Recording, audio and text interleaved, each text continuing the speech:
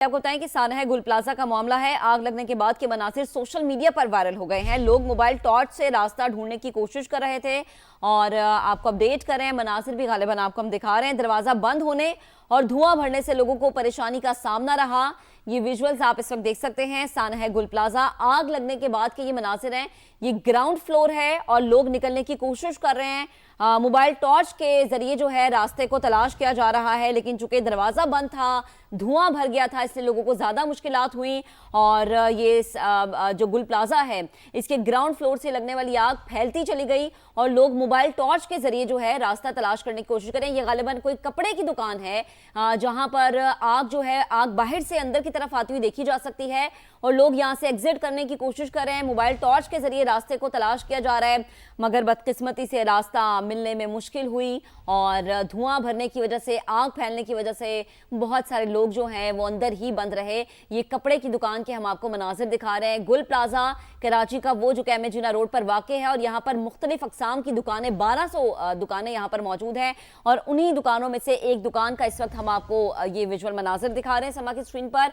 जो आग लगने के मनाजिर हैं ये सोशल मीडिया पर वायरल हो गए हैं। लोग मोबाइल टॉर्च के जरिए जो है रास्ता तलाश करने की कोशिश कर रहे हैं और धुआं भरा है, आग फैल रही है और यही वजह है जिसकी वजह से रास्ता नहीं मिल रहा।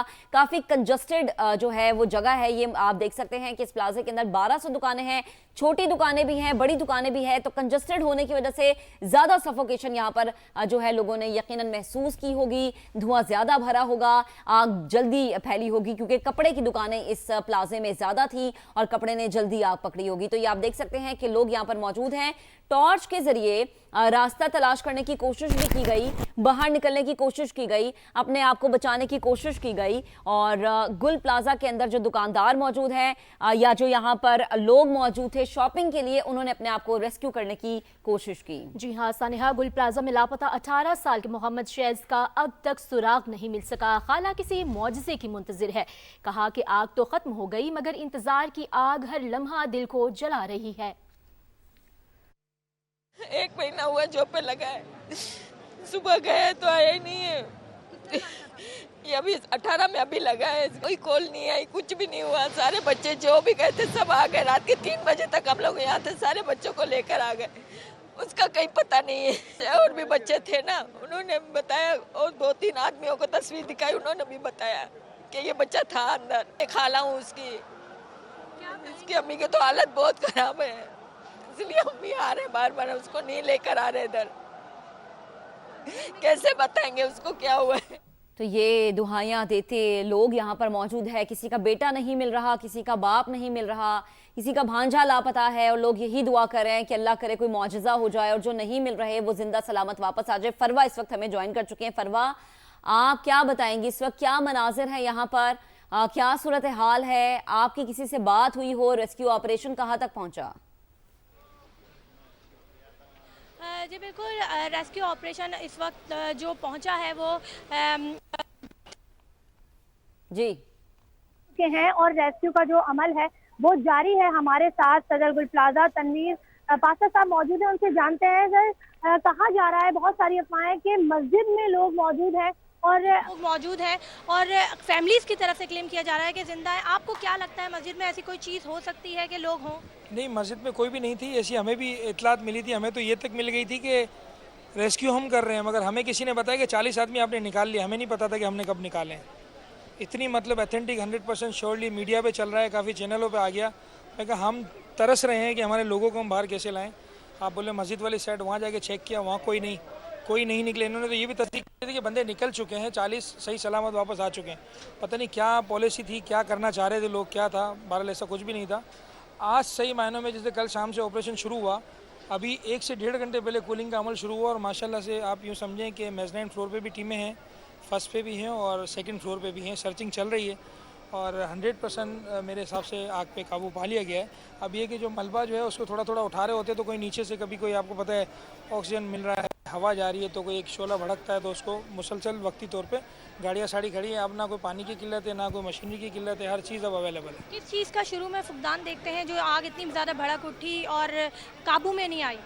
देखिए, शुरू में जो मामला था हमने स्टार्ट में बताया भी था कि जब गाड़ी लेट पहुंची ना, जब 45-50 मिनट्स जब लेट गाड़ी पहुंचती है तो उस वक्त क्या हो सकता है। हमारे पास सिलेंडर्स थे तकरीबन 164 सिलेंडर, इसमें 45 to 50 हमने सिलेंडर यूज़ किए थे। तो हम करेंगे जितना अपनी मदद आपकी, तो मगर आग फैलती गई क्योंकि वो जो आर्टिफिशियल प्लांट्स होते हैं ना, प्लांट्स के अंदर आग लगी थी, जो मतलब कोई दुकान थी किसी फ्लावर वाले की।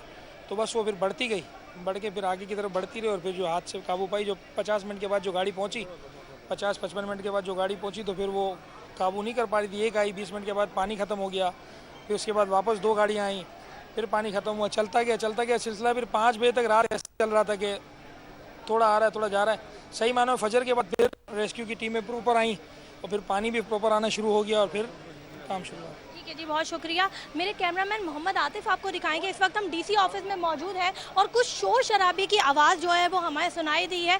अगर उस तरफ देखें तो लोगों का बहुत ज़्यादा रश नज़र आता है, लोगों में भगदड़ मची हुई है। लोगों का यही कहना है कि शायद सारे लोग भी उनके साथ। ठीक है, फरवा हमारे साथ मौजूद थी। फरवा बता रही थी कि लोगों में भगदड़ मची हुई है और रश बहुत ज़्यादा है।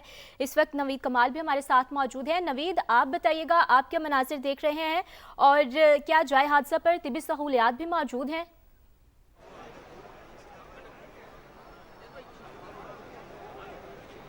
जी बिल्कुल, इस सारे सानहे का सबसे अफसोसनाक मरहला जो है इस वक्त जारी है। इस मलबे से जो है लाशें निकालने का सिलसिला शुरू किया गया था। अब तक 23 अफराद के जो जस्ते खाकी हैं वो यहाँ से रिकवर किए गए हैं, जिनमें से जो बेशतर हैं नाकाबिल शनाख्त हैं। उसके लिए जो है DNA टेस्ट की ज़रूरत होगी। लवाकिन यहाँ पर खड़े हुए हैं, यहाँ से लाशें निकाली भी गई हैं, लेकिन किसी को इल्म नहीं है कि जो लाश निकाली गई है वो किसकी है।